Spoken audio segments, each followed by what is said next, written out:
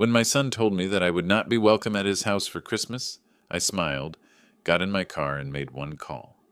By the new year, I had their mortgage payments canceled, and that was just the beginning of my plan. Justice must be restored and arrogance punished. You won't believe what I did next. Before we continue, please subscribe to the channel and let us know where you are listening in the comments. I could make my famous turkey this year, I said, settling deeper into Michael's leather couch. The one with the sage stuffing your mother used to love. Remember how she'd always say it was better than her grandmother's? The words hung in the warm air between us, mixing with the scent of Isabella's expensive vanilla candles. Michael shifted beside me, his wedding ring catching the light from their 12-foot Christmas tree. Something in his posture changed, shoulders pulling inward like he was bracing for impact.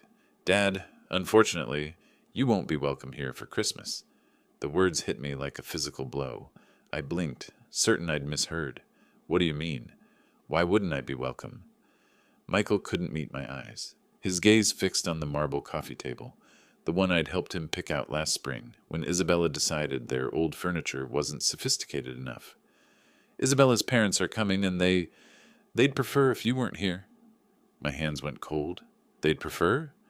It's just easier this way, Dad. You know how her family is about traditions. They have their own way of doing things. His voice got smaller with each word, like he was shrinking inside himself. I looked around the living room, at the silk curtains I'd paid for when Isabella complained about privacy, at the hardwood floors that had come from my second mortgage, at the crown molding that had maxed out my credit card. Every inch of this house bore my fingerprints, my sacrifice, my love for my son. Their own way, I repeated slowly. And what way is that, Michael? He flinched. Dad, please don't make this harder than it has to be. Through the kitchen archway, I could see Isabella's new KitchenAid mixer, the professional-grade one she'd insisted she needed for her holiday baking phase that lasted exactly 3 weeks. $2,000 of my money sitting there, probably used twice since October. Where will I spend Christmas, then? The question came out quieter than I intended. Michael's face crumpled. Maybe you could, I don't know, maybe visit Aunt Rosa, or we could do something the weekend after. The weekend after. Like Christmas was just another appointment that could be rescheduled for convenience. I stood up, my knees protesting after 8 years of carrying this burden alone. I see.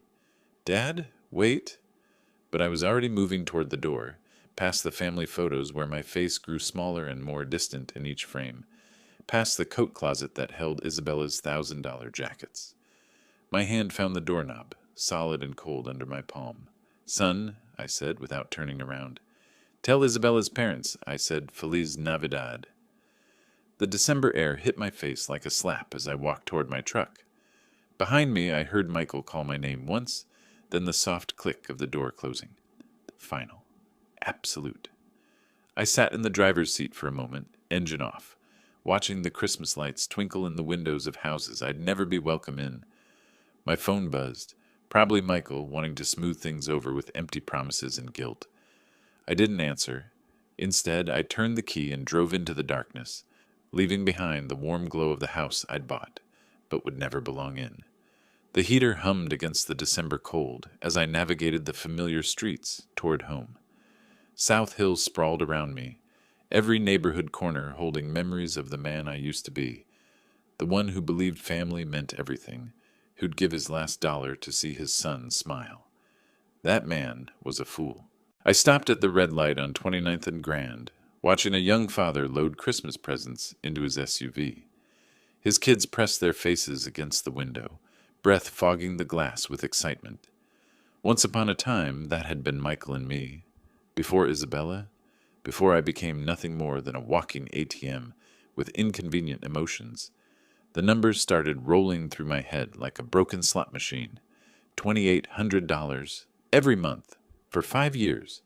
My calculator had given up trying to make sense of it last spring when I'd finally added up the total, $140,000. More money than Maria and I had saved for our entire retirement. Gone. Just gone. I pressed the accelerator harder than necessary as the light turned green. The truck responded with a growl that matched my mood. 5th Street. That was where I'd refinanced my house. Our house, Maria's, and mine. to cover their down payment. The loan officer had looked at me with pity I hadn't recognized at the time. "Mr. Flores, are you sure about this? You're putting a lot at risk for someone else's investment." Someone else's investment? Not my son's future, not my family's security. Someone else's investment. Lincoln Street, the bank where I'd taken out a second mortgage when Michael lost his job 2 years ago. "Just temporary, Dad. Just until I get back on my feet." Isabella had stood behind him, $700 purse slung over her shoulder, nodding sympathetically while mentally calculating how much my desperation was worth. Nothing, as it turned out. My desperation was worth nothing to them. I pulled into my driveway, the one with the cracked concrete I couldn't afford to fix, because every spare dollar disappeared into their perfect suburban fantasy. The porch light flickered, another repair I'd been putting off. Inside, the house felt hollow without Maria's laughter, without the warmth of family gatherings that would never happen again. My phone rang as I fumbled with my keys, the shrill tone echoing off the empty walls. Isabella's name flashed on the screen, probably wanting to explain why I wasn't good enough for her parents' delicate sensibilities. Perfect timing. I'd been waiting 5 years to have this conversation. I answered on the fourth ring, letting her wait just long enough to wonder if I'd pick up at all. "Dennis!" Isabella's voice dripped with false sweetness, the same tone she used when asking me to cover their water bill or property taxes. "I heard about the little misunderstanding with Michael." "Misunderstanding?" I leaned against my kitchen counter, still wearing my coat. "I don't think there's any misunderstanding, Isabella. You made your position quite clear." "Look, I know this seems harsh, but you have to understand my parents' perspective. They're very traditional people. They expect a certain atmosphere during the holidays." "A certain atmosphere," I repeated. "And what atmosphere is that?" A pause. I could hear shopping bags rustling in the background. Probably spending money that should have gone to their mortgage payment. Money that was my responsibility, apparently. "Well, they're not used to your kind of cooking. All that spicy Mexican food and loud music. And frankly, Dennis, they're educated people. They expect conversations about current events, literature, art, you know." The words hit harder than a physical blow. 8 years of biting my tongue, of swallowing insults for Michael's sake, of pretending not to notice the way she looked at me like I was some kind of hired help. "My kind of cooking."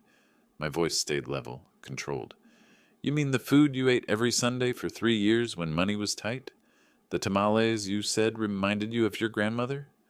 "That was different. We were appreciative then, but now with my parents—" "Now with your parents, you can't have the Mexican peasant embarrassing you at your fancy dinner table." The false sweetness evaporated. "Don't be dramatic, Dennis. This isn't about race, it's about class. My father graduated summa cum laude from Washington State. My mother speaks 4 languages. They summer in the Hamptons. What exactly would you contribute to dinner conversation? Stories about laying tile?" Heat flooded my chest, but I kept my voice steady. "I built a business from nothing after your husband's grandfather died. I've employed over 50 people. I've paid more in taxes than your father made in his best year. Money isn't everything, Dennis. Breeding matters. Education matters. And frankly, Maria understood her place better than you understand yours." The line went dead silent. She'd crossed it. The line I didn't even know existed until she'd stomped across it in her designer heels. "What did you say about my wife?" "I'm just saying she knew how to blend in better. She didn't make waves. She understood that some spaces weren't meant for her." My hand tightened around the phone until my knuckles went white. "Maria had more class in her little finger than your entire bloodline will ever possess." "Oh, please. She was a house cleaner who got lucky. At least she had the good sense to stay quiet about it." "Isabella?" My voice dropped to something I didn't recognize. "I want you to listen very carefully. This conversation is over. We're done pretending to be family. You can't just—" "We're done," I repeated, and ended the call. I set the phone down carefully on the counter, my hands surprisingly steady. Around me, the kitchen felt different, smaller but somehow cleaner, like a weight had been lifted from the air itself.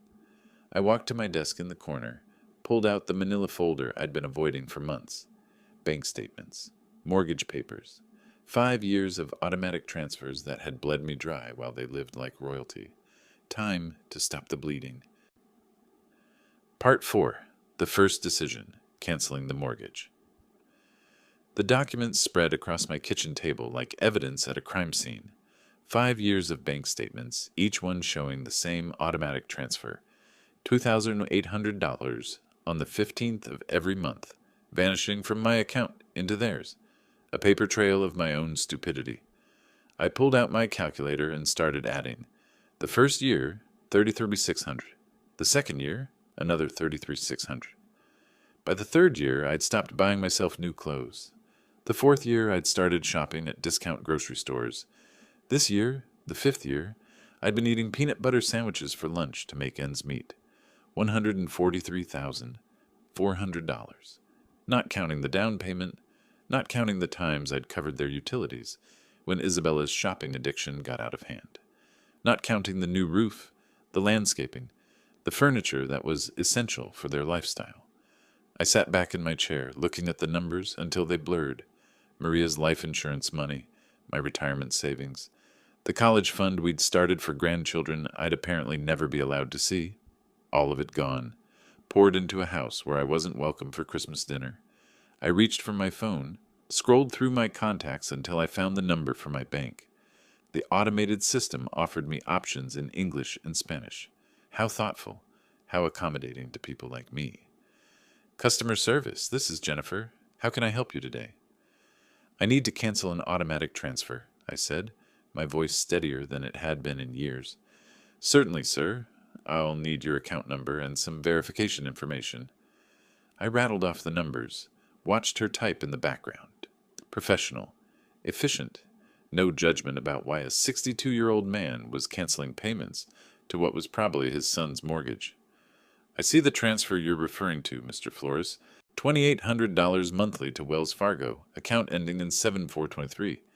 How long have you been making this transfer? 5 years. The words tasted bitter. And you want to cancel it effective immediately?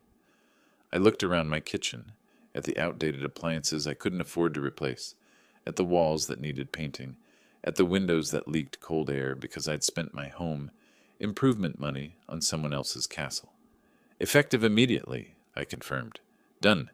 The transfer has been canceled. Is there anything else I can help you with today? No, I said, surprising myself with how good the word felt. No, that's everything. I hung up and sat in the sudden quiet of my house. Outside, December darkness was settling over Spokane, Christmas lights twinkling in windows where families gathered without conditions, without judgment, without the need to hide who they were. For the first time in 5 years, next month's budget would balance. For the first time since Maria died, I could afford to fix my porch light, buy decent groceries, maybe even take a vacation. I gathered up the bank statements, the mortgage papers, all the evidence of my generosity. Then I walked to my fireplace, struck a match, and watched 5 years of martyrdom turn to ash. The fire felt warm on my face, warmer than I'd felt in years. My phone buzzed with a text message, probably Michael wanting to apologize, or Isabella, needing money for something essential like new throw pillows. I didn't check it.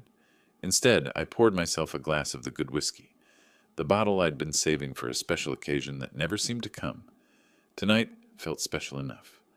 I raised my glass to the empty room, to Maria's photo on the mantel, to the man I used to be and the man I was becoming. Merry Christmas to me, I said, and meant it. Part 5. Isabella's Provocation. The next morning arrived crisp and clear, December sunlight streaming through my kitchen windows as I nursed my second cup of coffee.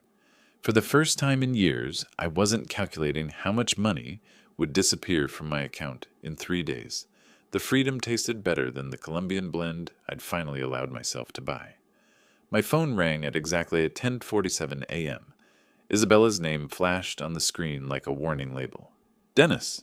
Her voice carried that familiar tone of barely concealed impatience. I need you to pick up my parents from Spokane Airport. Their flight from Portland arrives at 2 o'clock. I set down my mug carefully, watching the steam curl toward the ceiling. Isabella, did you forget about our conversation yesterday? Look, Whatever that was about, we need to focus on practical matters now. My parents need transportation, and you're the only one with time during the day." The audacity was breathtaking. Less than 24 hours after telling me I wasn't worthy of sharing Christmas dinner with her family, she expected me to serve as their personal chauffeur. "And you're asking me because—" "Because that's what family does, Dennis. They help each other." Her voice sharpened with irritation. "Besides, let's be honest here. You're not my rival. You're too weak to be my rival. So just get in your truck and pick them up." There it was, the final insult wrapped in a command. "What airline?" I asked quietly. "Alaska Air, Flight 447. They'll be at baggage claim Carousel 3. And Dennis, they're expecting someone who can handle their luggage properly. Don't embarrass us." I could hear her nails tapping against something hard, probably her granite countertop, the one I'd paid for when she decided laminate wasn't suitable for her dinner parties. "Of course," I said. "I'll take care of everything." "Good. And wear something decent. Maybe that blue shirt you wore to Michael's graduation. They notice things like that." The line went dead. She hadn't even said thank you. I sat back in my chair, looking at my phone's blank screen. 2:00. Flight 447. Baggage claim Carousel 3. I glanced at the wall clock above my sink. 10:52 a.m. Plenty of time. I poured myself another cup of coffee, added an extra spoonful of sugar, and opened yesterday's newspaper to the crossword puzzle I hadn't finished. 7 across. Delayed gratification. 12 letters. The answer would come to me eventually. Part 6. The Airport Trap. At 2:15 p.m., I was settling into my favorite armchair, with a fresh cup of Earl Grey and the Spokane Review's Sunday edition. The crossword from yesterday lay completed on my coffee table. Delayed gratification had been postponement. My phone buzzed against the wooden surface. Isabella's name again. I let it ring. The December sun slanted through my living room windows, warming the space where I'd spent so many lonely evenings counting the cost of my generosity. Today the silence felt different. Earned, intentional. 2:47 p.m. The phone buzzed again. This time I could see the preview of her text. "Dad, where are you? My parents are." I turned the phone face down and returned to the sports section. The Seahawks had lost again. Some things never changed. By 3:30 my phone had buzzed 6 times. I'd finished the newspaper, brewed a second pot of tea, and started organizing the junk drawer in my kitchen table. Amazing what you could accomplish when you weren't rushing around serving people who considered you their personal bellhop. The 7th call came at 3:45. Instead of Isabella's name, I saw unknown number. Probably her parents borrowed someone's phone at the airport. I let that one ring too. Outside, a neighbor was hanging Christmas lights on his porch, his children running around the yard with the manic energy that only December afternoons could bring. Normal families doing normal things. No one was stranded anywhere, waiting for someone who would never come. 4:15 p.m. My phone started ringing and didn't stop. Isabella, then the unknown number, then Isabella again. The buzzing became constant, like an angry wasp trapped against glass. I walked to my kitchen and unplugged my landline from the wall. Then I turned my cell phone completely off. Perfect silence. I made myself a grilled cheese sandwich and heated up a can of tomato soup. Comfort food I hadn't allowed myself in months, because every grocery dollar had gone toward making ends meet, while subsidizing their lifestyle. The cheese melted perfectly golden, the soup steamed in my favorite mug. Outside, the winter sun was already starting to set, casting long shadows across my backyard.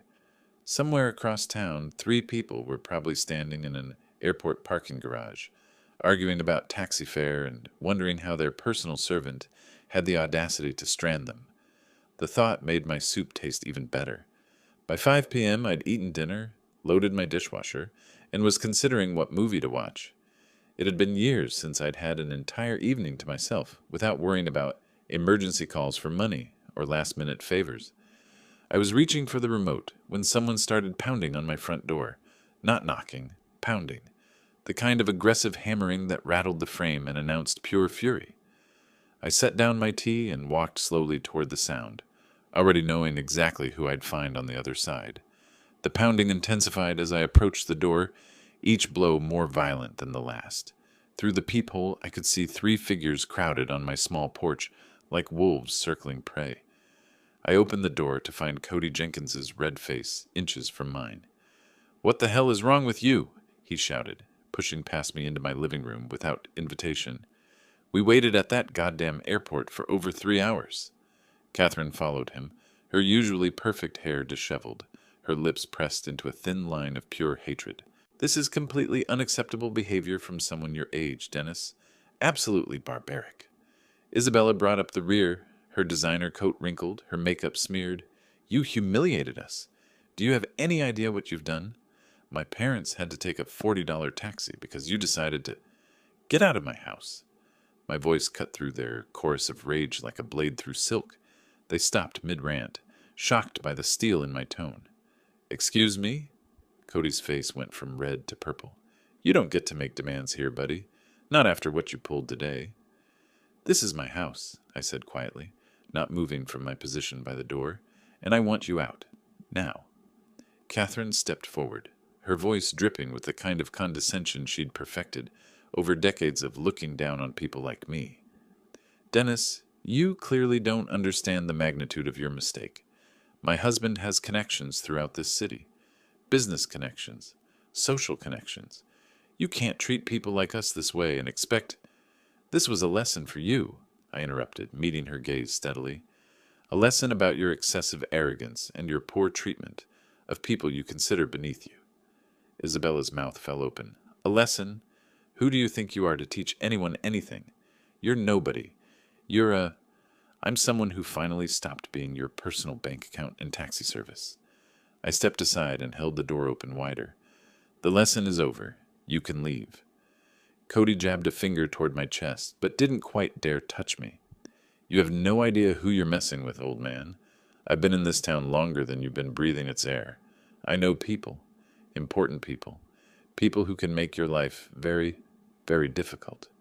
"Is that a threat, Mr. Jenkins?" "It's a promise." His voice dropped to a menacing whisper. "You think abandoning elderly people at an airport is just something you can do without consequences? You're about to learn exactly how wrong you are?" Catherine nodded, her smile sharp enough to cut glass. "Indeed. Actions have consequences, Dennis, and yours will be quite public." Isabella grabbed her father's arm. "Daddy, let's just go. This pathetic old man isn't worth our time." They filed out of my house like a defeated army, but Cody turned back at the threshold. "You'll regret this," he said. "I guarantee it." I closed the door behind them and turned the deadbolt with a satisfying click. Through the window, I watched them pile into their rental car, still arguing among themselves as they drove away into the December darkness. The house felt cleaner with them gone, as if their presence had left a stain that was only now lifting, but their parting words echoed in the sudden quiet. Public consequences, important people, connections.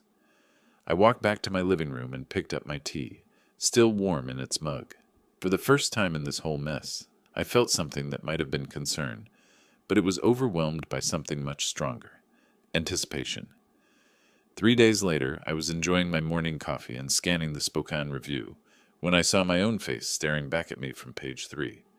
The headline read, "Spokane Businessman Abandons Elderly Couple at Airport During Holiday Storm." My hands went still around the coffee mug. There I was, in black and white, an old photo from my company's website, probably 5 years out of date. Below it, a story that made my blood run cold and my temper flare in equal measure. Cody and Catherine Jenkins, visiting their daughter for Christmas, were left stranded at Spokane International Airport for over 4 hours Sunday when family member Dennis Flores failed to appear for a prearranged pickup. The couple, both in their late 50s, waited in frigid temperatures as a winter storm warning was issued for the region. Winter storm warning. It had been 52 degrees and sunny. "We couldn't believe someone would just abandon us like that," said Cody Jenkins, a retired banking executive. "We called repeatedly, but Mr. Flores never answered his phone. We were forced to take an expensive taxi in dangerous weather conditions. At our age, this kind of treatment is not just inconsiderate. It's dangerous."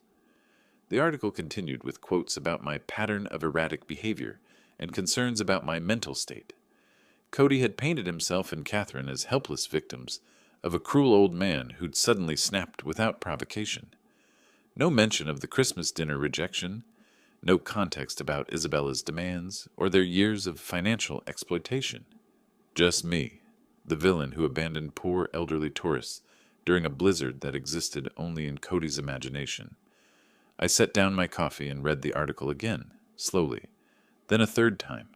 The byline belonged to Patricia Morrison, lifestyle editor. I didn't recognize the name, but I recognized the strategy. Cody had called in favors, used his banking connections to get this story placed exactly where it would do maximum damage to my reputation. Smart, very smart. For the first time since this whole mess started, I felt a grudging respect for my opponents. They weren't just entitled trust fund babies throwing tantrums. They were strategic, calculating. They understood that in a small city like Spokane, reputation was everything. One well-placed newspaper article could destroy decades of hard work. They'd declared total war. I folded the newspaper carefully and set it aside, my mind already shifting into the methodical planning mode that had built my business from nothing. This wasn't about airport pickups anymore. This wasn't about Christmas dinner or mortgage payments. This was about winning. I pulled out my laptop and began typing names into search engines. Cody Jenkins, Catherine Jenkins, Isabella Flores, their social media profiles, their connections, their habits, their weaknesses, everything they'd foolishly made public over the years. If they wanted to play chess, I'd show them what a real strategist looked like. I glanced at my wall calendar. December 18th. 7 days until Christmas. 7 days to plan something they'd never forget. I spent the next 3 days living in a different world. Not the world where I was Dennis Flores, the broken-down old man who let his family walk all over him. This was the world where I was Dennis Flores, businessman, strategic thinker, someone who'd built something from nothing and wasn't about to let a bunch of entitled parasites destroy what I'd worked 40 years to build. My laptop became command central. Social media profiles filled my browser tabs like playing cards in a high-stakes game. Cody Jenkins, retired First National Bank manager, member of the Spokane Country Club, treasurer of the Inland Northwest Business Leaders Association. A man who'd spent his career in positions of trust and influence, a man with a lot to lose. Catherine's Instagram painted a perfect picture of refined living, charity luncheons, wine tastings, vacation photos from Coeur d'Alene tagged with Chash Blessed Life. Every post carefully curated to project success and sophistication. Comments from friends praising her elegant taste and inspiring lifestyle, all built on other people's money, including mine. Isabella's Facebook timeline told the real story. Posts about our beautiful home with photos of the kitchen I'd paid for. Check-ins at expensive restaurants during the months when I'd covered their utility bills. A status update from last week. So excited for Christmas dinner with family. Can't wait to show off our hosting skills. Our hosting skills. Our home. Our success. The narcissism was breathtaking. But it was Michael's LinkedIn profile that gave me the final piece I needed. His recent activity showed a new connection. Patricia Morrison, lifestyle editor at the Spokane Review. The same Patricia Morrison who'd written the hatchet job about me. I leaned back in my desk chair, looking at the evidence spread across my screen. These people had made 3 critical mistakes. First, they'd underestimated me completely. Second, they'd gone public with their attack, which meant I could go public with my response. Third, they'd documented their entire privileged lifestyle online, creating a perfect catalog of hypocrisy. I clicked through to Patricia Morrison's profile. 43 years old, journalism degree from WSU, 15 years at local papers. No previous connection to banking or finance, which meant Cody had reached out cold, probably through someone he knew from his business network. A 5-minute search through local business directories confirmed my suspicion. 3 mutual connections between Cody and Patricia's editor. The story hadn't just appeared, it had been planted carefully and deliberately. Amateur hour. I opened a new document and began typing. Not a response to their media attack, something much better. A timeline. 5 years of financial support, documented with bank statements, receipts, and canceled checks. The down payment for their house, $47,000 from my home equity loan. The kitchen renovation when Isabella decided granite countertops were essential. $18,000 from my credit card, 60 monthly mortgage payments of $2,800 each, $168,000 and counting, $250,000, more than I'd spent on myself in the last decade. My phone buzzed with a text from a number I didn't recognize. Probably Isabella, trying a new angle. I ignored it and kept working. By evening, I had everything organized in a manila folder thick enough to choke a horse. Bank statements, receipts, photos downloaded from their social media showing off purchases I'd funded, a printed copy of the newspaper article with my handwritten notes in the margins, documenting each lie and distortion. I looked at my wall calendar. December 24th was circled in red, not because it was Christmas, but because it was the perfect day for justice. According to Isabella's Facebook events, they were hosting Christmas dinner for 12 people. Family friends, neighbors, members of their social circle. The kind of people who read the Spokane Review and formed opinions based on what they saw there. The kind of people who deserved to know the truth. I closed my laptop and walked to my kitchen, where I'd left my good camera, the one I'd bought years ago to document job sites for my business. Time to put it to work, documenting something else entirely. Tomorrow was Christmas Eve.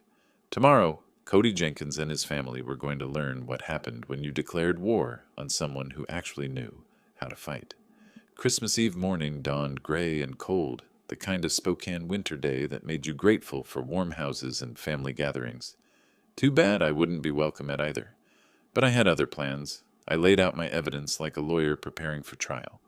Bank statements organized by year, each monthly payment highlighted in yellow. Receipts arranged chronologically, showing the pattern of my support for their lifestyle. Photos printed from their social media. Isabella's new jewelry, their vacation photos, the expensive Christmas decorations currently adorning the house I'd helped them keep. All of it copied 12 times, one for each dinner guest. The newspaper article went on top of each stack, my red pen notes visible in the margins. Lie written next to Cody's quotes about dangerous weather. False, beside the claim about my erratic behavior. Missing context, highlighted where they'd failed to mention 5 years of financial support. I dressed carefully in my best suit, the navy blue one I'd worn to Maria's funeral, pressed and ready for another kind of farewell. Today I was saying goodbye to the man who'd been a doormat for his family. Tonight, I'd be someone who commanded respect. At 6:30 p.m., I loaded my briefcase with the evidence packets and drove to Kendall Yards. Their house glowed with warm light, cars filling the driveway and lining the street. Through the front windows, I could see figures moving around the dining room, Isabella playing hostess in the home my money had helped them buy. I parked across the street and checked my watch. 6:45. Perfect timing. Late enough that everyone would be seated for dinner. Early enough that they'd still be on the main course. No easy escape for anyone. The front door was unlocked. Of course it was. Isabella loved to show off how safe their neighborhood was, how they didn't need to worry about security, like people in rougher areas. I let myself in quietly, the warm air hitting my face along with the sounds of laughter and conversation from the dining room. And then Catherine said, "But darling, that's not how we do things in our family," someone was saying, followed by more laughter. Our family. After everything they'd done to exclude me from it. I walked into the dining room carrying my briefcase, 12 faces turning toward me with expressions ranging from surprise to horror. Isabella froze with her wine glass halfway to her lips. Michael's face went pale. Cody and Catherine looked like they'd seen a ghost. "Good evening, everyone," I said calmly, setting my briefcase on their marble sideboard. "I hope you don't mind me joining your Christmas celebration." Isabella found her voice first. "Dennis, this is completely inappropriate. You need to leave immediately." "Actually," I said, opening my briefcase and pulling out the first stack of papers, "I think your guests deserve to know who really paid for this dinner, this house, and this lifestyle you've been showing off." A woman I didn't recognize, probably one of Catherine's charity friends, leaned forward with curiosity. "What is he talking about, Isabella?" "He's having some kind of episode," Isabella said quickly. "Michael, call someone." But I was already moving around the table, placing a packet of documents in front of each guest. "Here are the bank records," I said conversationally. 5 years of financial support, $168,000 in mortgage payments alone, plus the down payment, renovations, furniture, appliances, everything you see around you. The room went silent except for the rustling of papers as 12 people began examining the evidence. I watched their faces change as they absorbed the numbers, the dates, the undeniable proof of my generosity and their deception. "This is," one man started, then stopped, staring at a bank statement. "Outrageous," finished the woman across from him. "Isabella, why didn't you tell us any of this?" Isabella's perfect composure was cracking. "It's more complicated than it looks. Dennis volunteered to help us. We never asked." "Actually," I interrupted, pulling out the newspaper article, "let's talk about what you did ask for, and what you told the media about me." The temperature in the room seemed to drop 10 degrees.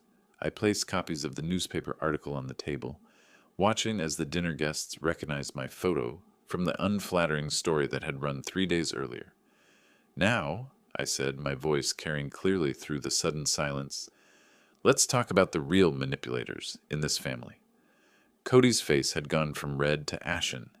Catherine sat rigid in her chair, her wine glass forgotten in her hand.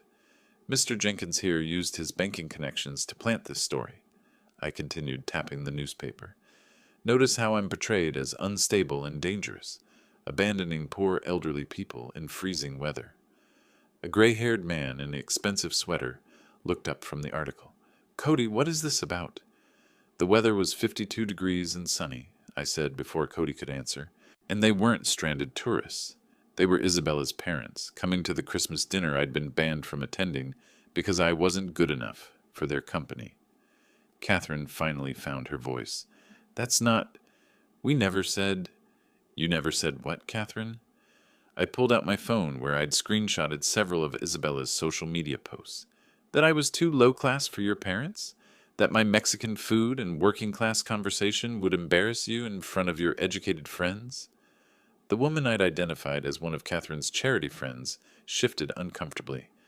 "Catherine, surely you didn't..." "He's twisting everything," Cody blustered, but his voice lacked conviction. "This man has serious mental health issues. The stress of aging, financial problems..." "Financial problems?" I almost laughed. "Mr. Jenkins, I've been supporting your daughter and son-in-law to the tune of nearly $3,000 a month for 5 years. The only financial problems here are the ones you're about to have." I turned to address the entire table.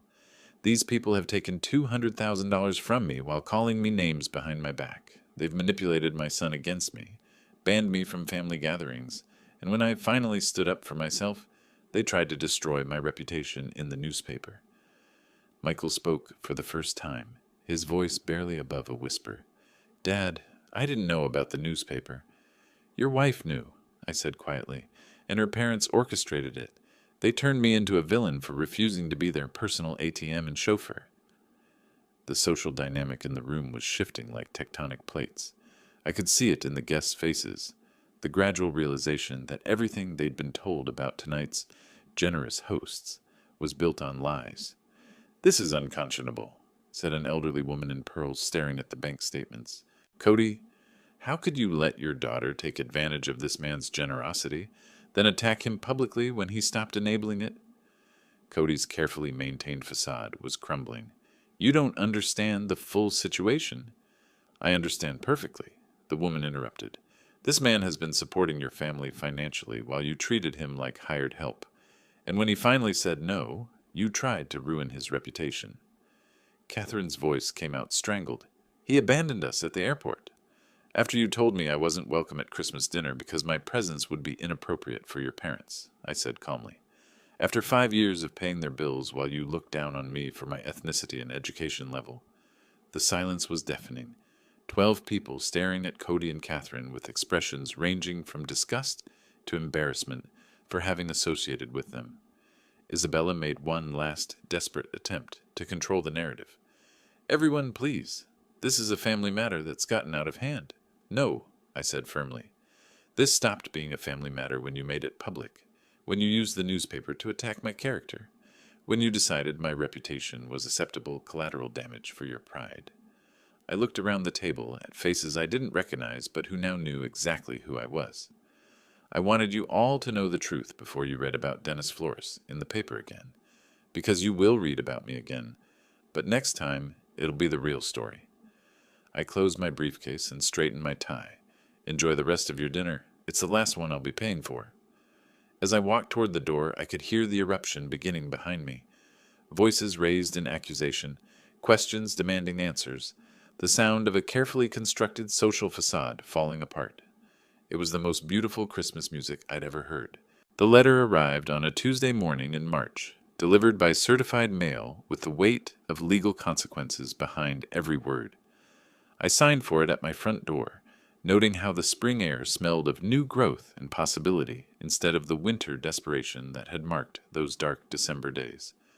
Notice of default, the envelope read. Final demand for payment. Inside, 3 months of missed mortgage payments had caught up with Michael and Isabella like a tsunami of reality.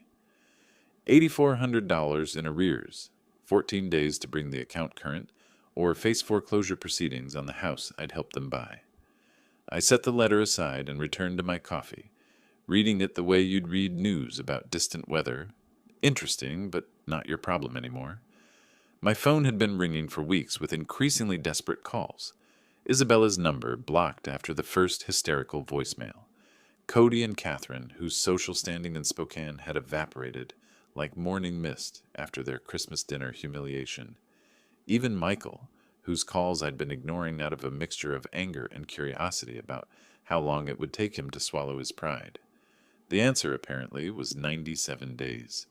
He knocked on my door that Thursday evening, no longer the confident man who'd excluded me from Christmas dinner, but someone who looked like he'd aged a decade in 3 months. Dark circles under his eyes, his expensive suit wrinkled, the smell of desperation clinging to him like cheap cologne. "Dad," he said when I opened the door, "we need to talk." I stepped aside to let him in, noting how he looked around my house like he was seeing it for the first time. The new furniture I'd bought with my first mortgage-free paycheck, the fresh paint on walls that hadn't been updated in 8 years, because every spare dollar had gone to his lifestyle. The repairs I'd finally been able to afford now that I wasn't subsidizing someone else's American dream. "Nice place," he said quietly. "It's what happens when you spend money on yourself instead of people who don't appreciate it," I replied, settling into my new recliner. "Coffee?" He shook his head, perching on the edge of my couch like he was afraid to get comfortable. "Dad, I need you to know how sorry I am. About everything. Christmas dinner, the newspaper article, the way Isabella, the way we treated you." "Go on." "I didn't know about Cody planting that story. I swear I didn't. When I found out..." He ran his hands through his hair. "Jesus, Dad. The things they said about you behind your back. The way they talked about our family. About Mom's memory." My jaw tightened at the mention of Maria, but I kept my voice level. "And what exactly did they say about your mother?" "That she knew her place better than you knew yours. That she understood. Boundaries." He couldn't meet my eyes. "I should have defended you. I should have stood up to them years ago." "Yes," I said simply. "You should have." We sat in silence for a long moment, the weight of 5 years of mistakes filling the space between us. Outside, I could hear my neighbor mowing his lawn, the normal sounds of a normal Thursday evening in a normal neighborhood, where sons didn't exclude their fathers from Christmas dinner. "The house is in foreclosure," Michael said finally. "I know. We can't make the payments without..." He stopped, seeming to realize how that sounded. "Without my help," I finished. "Without the money I was sending every month while you let your wife's family treat me like garbage. I know how it looks." "Michael." I leaned forward, making sure he was looking at me. "Do you know how much money I sent you over 5 years?" He nodded miserably. Isabella calculated it after Christmas. The mortgage payments, the down payment, everything else. Over $200,000. $237,468, I corrected. "I know the exact amount because I finally did something I should have done years ago. I added it up." His face crumpled. "Dad, I'm so sorry. I don't know how to fix this." "You can't fix it, son. That money is gone. But more importantly, those years are gone. 5 years when I could have been building a relationship with you instead of funding your wife's fantasy life." I know that now." He looked up at me with something that might have been hope. "But maybe we could start over? maybe there's a way to. Are you asking me to resume the mortgage payments? The hope died in his eyes. We're going to lose everything, Dad. The house, Isabella's respect for me, her parents' approval. I don't know what I'll do. You'll figure it out, I said, not unkindly. The same way I figured out how to live without a son who respected me. The same way I learned to spend Christmas alone while you celebrated with people who thought I was beneath them. He started to cry then, quietly, like a man who'd run out of other options. I lost you, didn't I? I chose them over you, and now I've lost you forever.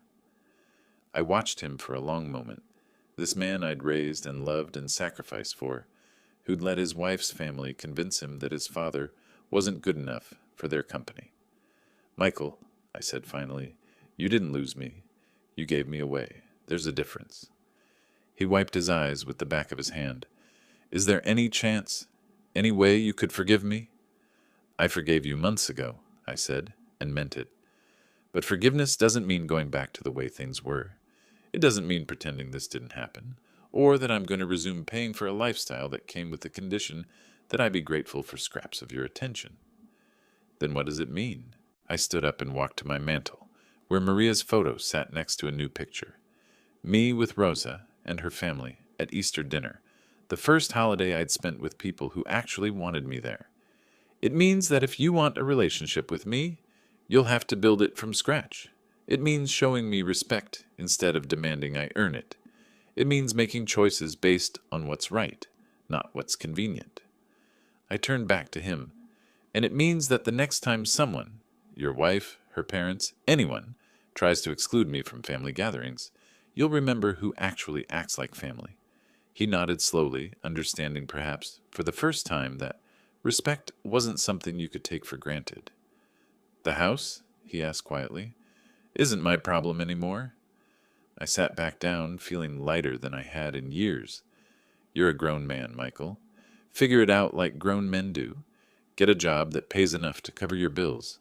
Sell the house and buy something you can afford. Stop living beyond your means and expecting other people to subsidize your choices. He stood up slowly, his shoulders straight, for the first time since he'd arrived. You're right, about all of it. I know. He walked to the door, then turned back. Dad, for what it's worth, seeing you stand up for yourself at Christmas dinner, I was proud of you. Embarrassed and angry, but proud too. Good, I said.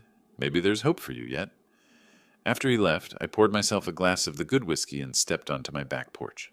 Spring was coming to Spokane, the trees beginning to bud, the air warming with promise. In 4 months, I'd be 63. Maria had been gone for 8 years. I'd wasted 5 of those years being a doormat for people who didn't appreciate sacrifice. I wasn't planning to waste any more. My phone buzzed with a text from Rosa. Dinner Sunday? The kids want to show you their school projects. I smiled and typed back. Wouldn't miss it. Real family, it turned out, was something you found with people who actually wanted you there. Everything else was just expensive theater, and I was done buying tickets to shows where I wasn't welcome on stage. The whiskey tasted like freedom, and the future looked exactly as bright as I was willing to make it. If you like this story, please like this video, subscribe to the channel, and share your impressions of this story in the comments. To listen to the next story, click on the box on the left. Thank you for watching.